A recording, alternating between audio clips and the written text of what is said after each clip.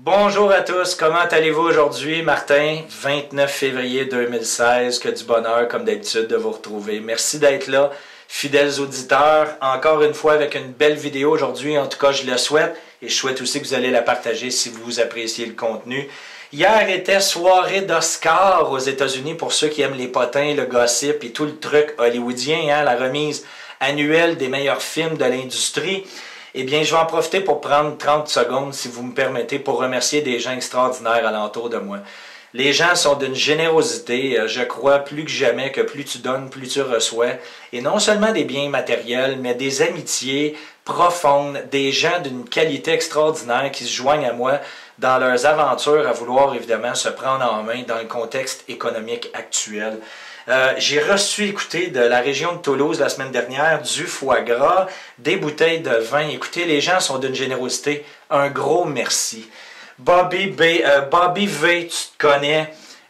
Bobby qui en a profité pour me faire un trophée Money Maker Edge avec une once d'argent à l'intérieur, hein, ce qui me représente très bien, vous me connaissez. J'ai Michel P. Michel, hein, je t'oublie pas, à toutes les fois que je regarde le taureau, je sais très bien que c'est toi qui me l'as donné. Donc, merci de cette générosité-là, ça me fait très chaud au cœur et je peux vous assurer que ça me pousse à vouloir poursuivre dans mon engagement, à vouloir vous donner de l'enseignement, vous transformer, transférer mes connaissances avec vous tous. Donc, on continue dans notre mission.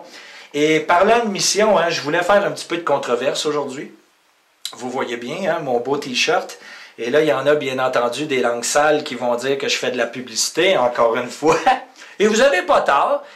J'aime promouvoir les trucs auxquels je crois. Je pense que c'est tout à fait naturel de le faire, autant en tant qu'entrepreneur qu'en tant qu'être humain. Hein. On parle toujours des bonnes choses, bien entendu, et on veut demeurer positif, n'est-ce pas?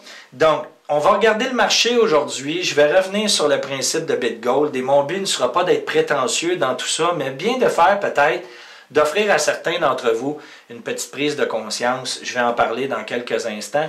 On va regarder une idée d'investissement, encore une fois, là, qui m'a filé à travers l'esprit pour ceux qui veulent faire du swing, donc prendre des positions dans le marché des actions à long terme. Ce qu'on va regarder, le marché courant actuel, on va regarder le prix de l'or, les devises monétaires, comme vous me connaissez, hein, je vais revenir sur les cibles que j'avais déterminé, qu'est-ce qui s'est passé dans le courant des dernières semaines depuis ma dernière vidéo. Encore une fois, vous allez pouvoir voir de notre précision face à notre méthode de trading. Alors donc, j'ai ouvert des dates, il reste encore quelques places sur Paris du 2 au 4 avril, Annecy 23-25, j'ai ouvert une date pour Paris au mois de mai, il y aura une date sur Annecy aussi au mois de juin. Donc, ne tardez pas à vous inscrire si profiter d'une opportunité dans le trading vous intéresse. Je ne le dis pas davantage aujourd'hui. Je vais me faire un petit peu d'espace.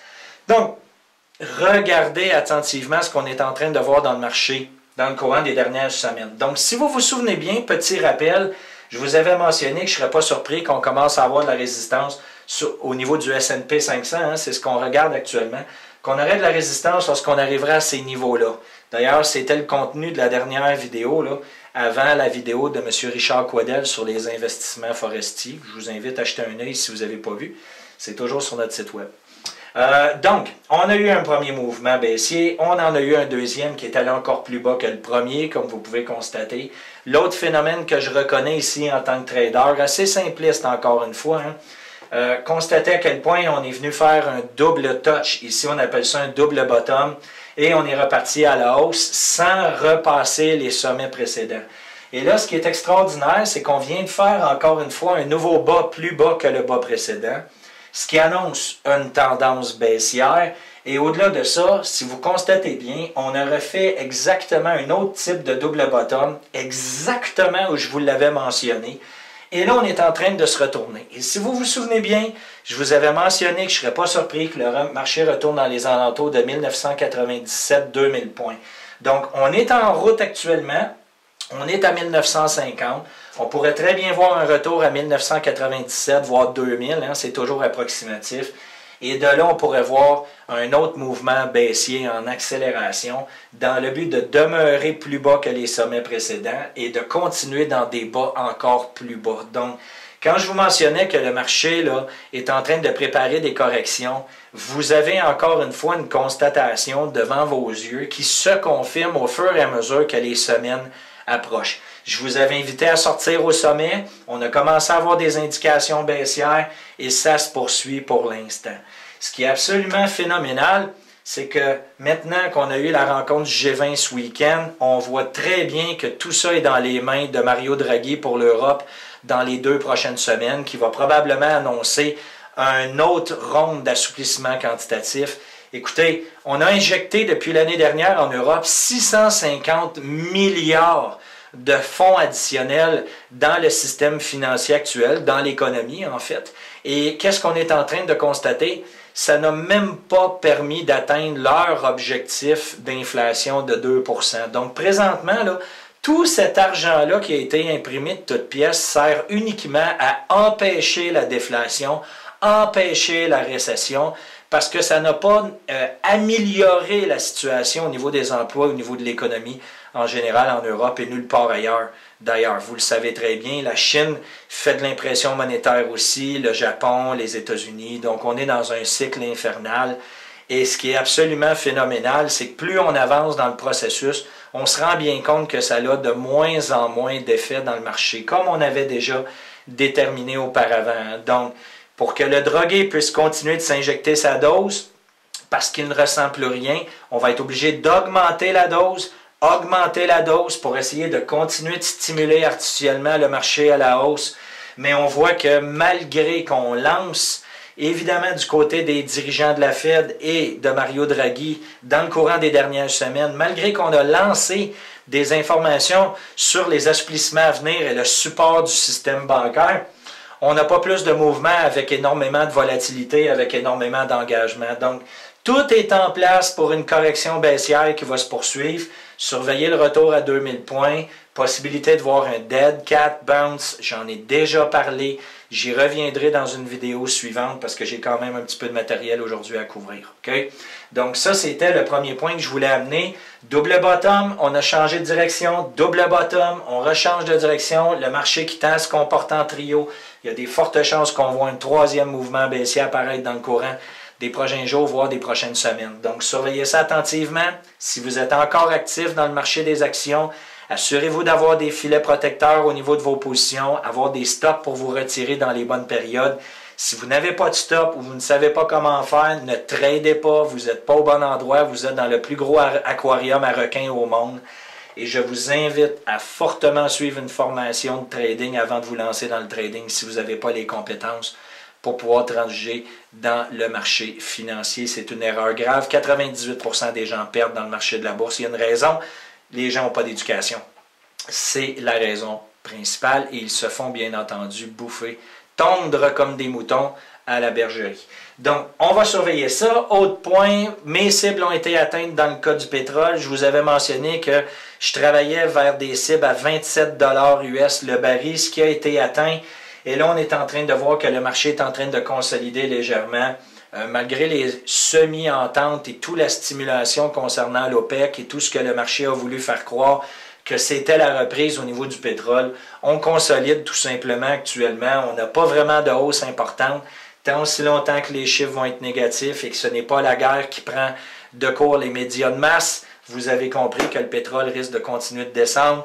Donc, prochaine cible après le 27. Si on s'en va du côté baissier, c'est 22, voire même 18. On est encore loin de ça, mais pour l'instant, on n'a toujours pas de signaux comme quoi que le pétrole veut repartir à la hausse sur une tendance de moyen long terme. Donc, ça, c'est l'autre point important.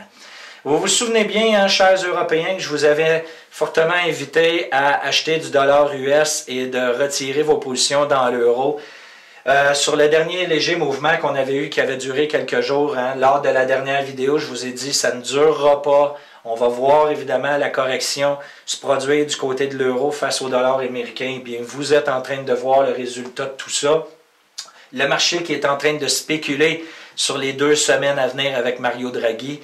Et au-delà de ça, hein, on commence à avoir des pays qui songent à vouloir sortir de la zone euro. Et là, le discours des médias continue là, de vouloir enflammer les passions. Donc, on a eu la Grande-Bretagne, l'Autriche, La République tchèque, il y en a plusieurs là, qui commencent à songer peut-être sortir de là, ce qui met énormément de pression sur la Banque centrale européenne.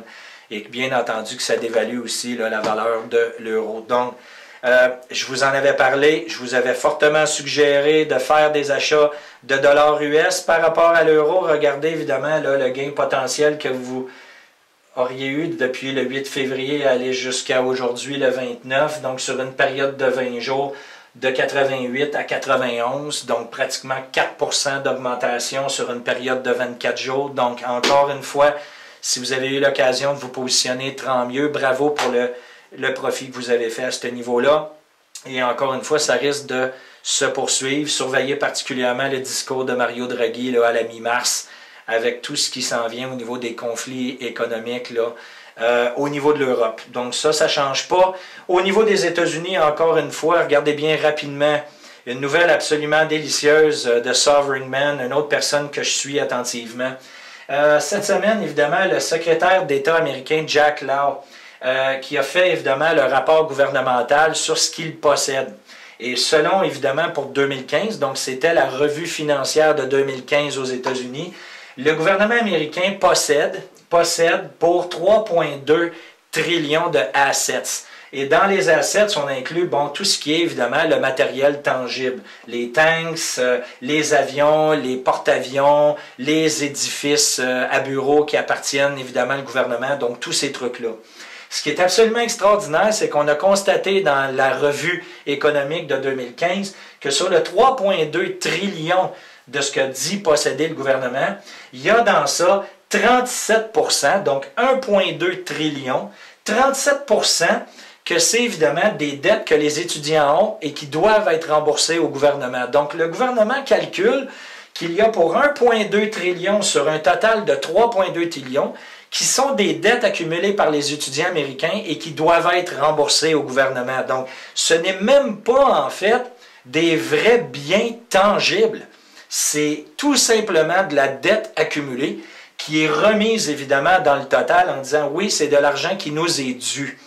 Et la beauté de tout ça, pour aller encore plus loin, c'est qu'au niveau de leurs engagements financiers, le gouvernement a une dette de 21,5 trillions en responsabilité face à diverses institutions, programmes et groupes et associations et ainsi de suite. Donc, vous comprenez qu'ils sont dans le trou de 18 trillions en fait, alors qu'on était de 17 l'année dernière en 2014 pour le résultat financier de 2014 et de 16,4 trillions l'année précédente. Donc, plus les années avancent, plus évidemment les responsabilités financières du gouvernement américain augmentent et les revenus diminuent.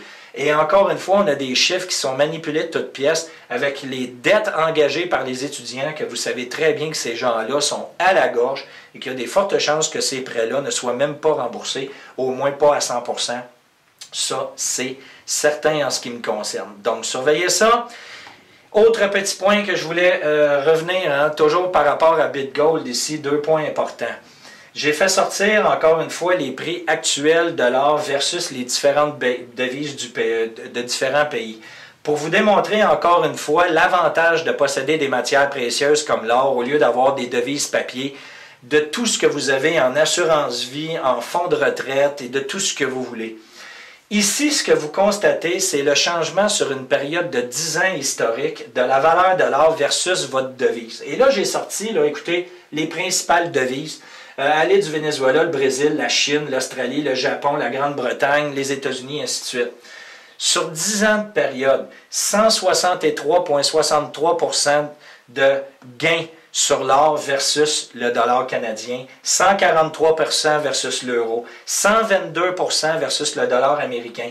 Si on va dans les économies qui sont maintenant en faillite pratiquement, regardez le Brésil, 314,46%. Pensez-vous que les gens ne sont pas heureux d'avoir de l'or au lieu d'avoir du papier qui dévalue? Parce que la réalité ici, comprenez bien que ce n'est pas l'or qui augmente en valeur, c'est votre devise monétaire qui s'effondre. C'est la distinction. Donc, quand je vous mentionne que moi, je possède mes actifs dans les matières précieuses au lieu d'avoir des dollars papier, je pense que vous commencez à comprendre le gros bon sens, n'est-ce pas? On regarde même sur un an, l'or qui a pris 11% versus le dollar canadien, 6% versus l'euro, 3% versus le dollar américain. Et ça, c'est depuis un an. Alors que si je regarde uniquement depuis le 1er janvier, en ce qui nous concerne au Canada, on a 14% d'augmentation. Le deuxième point important, c'est que, vous vous souvenez, hein, sur le site web de Money Maker Edge, j'avais mis dans l'onglet investissement, d'ailleurs il l'est toujours, hein, l'opportunité BitGold, j'en avais déjà parlé, qui permettait aux gens d'ouvrir un compte par année, par mois. À ce moment-là, vous aviez 0,5 g gratuit à l'ouverture d'un compte lorsque vous faisiez un dépôt et je recevais 0,5 g. Donc, une relation gagnant-gagnant. Eh bien, imaginez-vous que 250 personnes qui avaient ouvert des comptes n'ont rien fait avec. Et par le fait même, BitGold a fermé les comptes inactifs. Donc, il y avait eu soit, évidemment, aucun dépôt de liquidité à l'intérieur ou que les gens, tout simplement, pas terminé leur inscription. Et bien entendu que c'est facile pour moi de le voir, hein, parce que j'ai plus de 250 personnes qui m'avaient offert, en fait, 0,5 g d'or dans mon compte et tout ça a été retiré. Et le point ici, c'est pas que j'ai gagné ou perdu 250,5 g. J'en ai rien à foutre. Ce que ça me démontre encore une fois, c'est que tristement, beaucoup de personnes ont la faculté de ne jamais terminer ce qu'ils entreprennent. Sur le moment, ils prennent un engagement, ils passent à l'action, ouvrent un compte dans quoi que ce soit, prennent un engagement par rapport à une formation quelconque ou quoi que ce soit, et se trouvent une meilleure raison de ne pas le faire qu'une raison pour le faire. Et moi, ça me confirme encore une fois la nature de l'être humain. La raison principale pourquoi plusieurs d'entre vous n'atteignent pas leurs objectifs, vous ne terminez pas ce que vous entreprenez. Et je ne dis pas ici qu'il n'y en a pas plusieurs d'entre vous qui avaient une très bonne raison, ou vous n'avez pas confiance en BitGold, ou vous avez toutes les raisons du monde de ne pas avoir suivi votre instinct, et c'est OK. C'est votre réalité, c'est pas la mienne. Moi, je l'ai fait, mon choix. Chose certaine, c'est que la grande majorité d'entre vous n'ont pas profité, évidemment, du côté du compte BitGold, du 14% d'augmentation qu'on a vu depuis le 1er janvier 2016. C'est aussi simple que ça. Si vous aviez ouvert votre compte et mis de la liquidité telle qu'elle en fin 2015, vous seriez 14% plus riche financièrement aujourd'hui par rapport à l'argent que vous auriez mis à l'intérieur. Bien au-delà de votre matière physique que j'ose espérer que vous possédez en main déjà. Donc, c'était le petit mot aujourd'hui, surveillez ça. Deuxième point, une idée d'investissement ici, OK? On a vu qu'il y a de plus en plus de pays qui s'en vont vers les taux d'intérêt négatifs. Les États-Unis en parlent, c'est déjà en place en Suisse, c'est déjà en place dans les pays nordiques, la Scandinavie, tout ça. Et on est en train de le voir s'installer. On l'a vu au Japon aussi, hein? Et là, il y a des discussions un peu partout. Qu'est-ce qui se produit lorsqu'on commence à avoir des taux d'intérêt négatifs? Au niveau du gros bon sens, c'est toujours la même réponse. Vous allez avoir des gens comme nous, comme la majorité d'entre nous, qui sont éveillés, qui se débancarisent, qui vont sortir leur liquidité complètement, vont vouloir investir dans du tangible, et plusieurs d'entre eux vont acheter des coffres-forts, ce qui est tout à fait normal. Les gens préfèrent mettre ça sur leur matelas que de le garder à la banque et de payer un intérêt à la banque, n'est-ce pas? Et il y en a de plus en plus des gens qui sont en train de faire des prises de conscience. Et vous n'avez pas le choix de vous en rendre compte. Écoutez, regardez ce qui se produit actuellement aux États-Unis dans le débat pour les élections américaines entre les démocrates et les républicains. D'un côté, vous avez Donald Trump qui est en train de tout rafler du côté des républicains et Bernie Sanders qui est en train évidemment même de rafler le côté d'Hillary Clinton. Vous constatez que ces gens-là sont évidemment hyper populaires au niveau du peuple et qu'on est en train de vouloir tasser, évidemment, l'élite déjà en place. C'est hallucinant de voir ça. Je ne dis pas que je prône pour la qualité des individus. Donald Trump étant Donald Trump, Bernie Sanders aussi, socialiste, qui continue de vouloir endetter les Américains via, évidemment, de l'endettement perpétuel pour continuer de faire gagner des votes. Mais la réalité en arrière de ça, c'est que vous voyez clairement que les élites sont en train de se faire tasser et je ne serais pas surpris qu'il y ait des actions qui soient prises soit contre Sanders ou contre Donald Trump, bien au-delà de la propagande pour empêcher les gens de voter pour eux. Mais le point fondamental, vous comprenez qu'on est en train de vivre un changement très profond où les gens font des prises de conscience. Cela dit, avec les taux d'intérêt négatifs, de plus en plus de gens vont vouloir évidemment garder leurs actifs à la maison, Qui dit actif à la maison, dit acheter une voûte, un coffre de sûreté, et ainsi de suite. Donc, idée d'investissement à long terme, regardez, exemple, nous au Canada, aux États-Unis, on a une compagnie très distribuée dans les magasins qui vendent des coffres-forts et le nom c'est Century Safe. Century Safe et la compagnie appartient en fait à Fortune Brands Home and Security sur le marché américain sous le ticker qu'on appelle FBHS. Donc, regardez du côté de FBHS parce qu'on pourrait évidemment avoir une recrudescence des hôtes de coffres de sûreté dans le courant des 6 de l'année à venir, 6 mois à venir, un an et demi. Et par le fait même, si les revenus sont bons pour cette entreprise-là, vous comprenez que c'est normal que le titre va réagir à la hausse aussi. Donc, ce n'est pas nécessairement de vous parler uniquement de cette entreprise-là, mais fiez-vous à votre gros bon sens. Faites une analyse, faites une démarche de dire, OK, dans tel contexte, il va avoir tel impact, comment puis-je bénéficier de cet impact-là? Donc, mon objectif aujourd'hui était tout simplement de vous ouvrir l'esprit sur les opportunités d'investissement qui vont se créer à travers tout ça. Le dernier point aujourd'hui, plusieurs me reviennent constamment à dire qu'est-ce qui va se produire avec mon immobilier versus les taux d'intérêt négatifs versus mon emprunt et ainsi de suite. Première des choses que je dois vous dire, je vais garder ça le plus simplement possible, vous me connaissez. D'une manière ou d'une autre, OK? Vous cherchez souvent à trouver évidemment dans les micro-détails qu'est-ce qui va se produire et quel sera l'impact par rapport à vos actifs que vous possédez immédiatement. C'est légitime, pardon, c'est tout à fait naturel de votre part.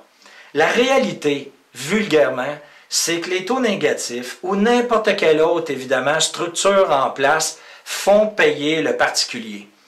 Point à la ligne. Quel sera l'impact simplement de tout ça? Vous allez payer. Est-ce que vous avez besoin d'en apprendre davantage puis d'aller encore plus profondément pour essayer de comprendre fondamentalement quel sera? Vous allez payer. Les banques ne sont pas là pour perdre de l'argent.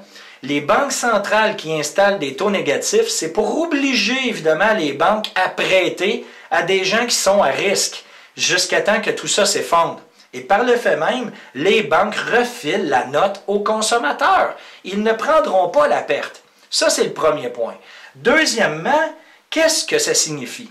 Je reçois des tonnes de courriels de gens qui me posent plein de questions concernant leur immobilier, leur entreprise, qu'est-ce qui risque de se produire dans leur secteur d'activité et ainsi de suite.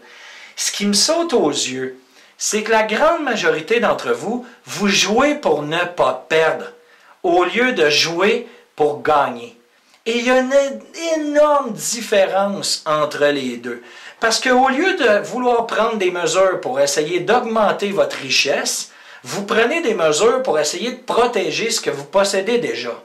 Et vous comprenez qu'il y en a un qui est axé sur la croissance, puis il y en a un qui est axé sur la peur de la croissance. Et tant aussi longtemps que vous allez demeurer dans un conditionnement mental de vouloir protéger ce que vous avez déjà pour ne pas le perdre, au lieu d'essayer d'aller vers de la croissance active, vous n'êtes déjà pas dans un conditionnement mental et émotionnel qui soit dans une situation gagnante. Ça, c'est la première des choses. Donc, soyez conscient de ça. Surveillez votre attitude parce que à travers les lectures de mails que je reçois, c'est d'une évidence même que tout ça est créé par la peur et vous avez peur de perdre ce que vous possédez, alors que ce n'est pas ça qui est important. Au niveau de l'immobilier, il y a beaucoup trop de facteurs pour que je puisse évidemment être précis versus chaque individu. Une analyse de portfolio complet serait évidemment là, ce qui serait prioritaire pour vous. Donc, trouver un conseiller financier contre rien qui vous convienne, j'en ai déjà parlé. Le deuxième phénomène, pardon, là, ça doit être le facteur. Bon, mon chien. Un instant, je vous reviens. Donc, pardonnez mon chien, pardonnez-moi, on continue. Donc, concernant l'immobilier, encore une fois, ce qui est important, c'est la source de revenus. Est-ce que votre source de revenus est précaire? Et c'est là la situation, parce qu'une dette devra être remboursée dans le contexte économique actuel. Avec une crise ou sans crise, vous devrez rembourser. Les investisseurs qui ont acheté votre dette, d'une manière ou d'une autre, voudront se faire rembourser. Ça, il n'y a aucun doute à ce niveau-là. Maintenant, l'erreur que plusieurs font, c'est d'avoir une seule source de revenus qui risque de devenir précaire, particulièrement si c'est un emploi et que vous ne savez pas si demain matin, vous allez toujours avoir cet emploi-là en main, n'est-ce pas? Donc, est-ce que vous avez la liquidité immédiate pour pouvoir rembourser le prêt? Peut-être que oui, peut-être que non. Si oui, vous êtes en bonne position. Dans le pire des cas, vous pourrez la libérer, cette dette-là. Si ce n'est pas le cas, vous devez prendre des mesures pour pouvoir avoir plusieurs sources de revenus différentes qui vont venir évidemment accumuler votre rivière financière. Alors qu'énormément de gens sont conditionnés à avoir un emploi et de devenir un bon employé. À même titre que plusieurs personnes viennent vers moi pour le trading et me disent « Ah, mon objectif, c'est de devenir trader à temps plein pour remplacer l'emploi que je possède. » En ce qui me concerne, c'est une erreur. Voyez le trading comme étant une source de revenus additionnels potentiels à votre rivière principale. Mais vous devrez continuer de pousser et de monnayer ce que vous possédez comme expérience, ce que vous possédez évidemment comme maîtrise dans différents secteurs d'activité. Si vous êtes un excellent électricien, potentiellement, pourquoi pas ne faire une formation pour pouvoir enseigner aux gens comment être évidemment manœuvre en électricité et ainsi de suite.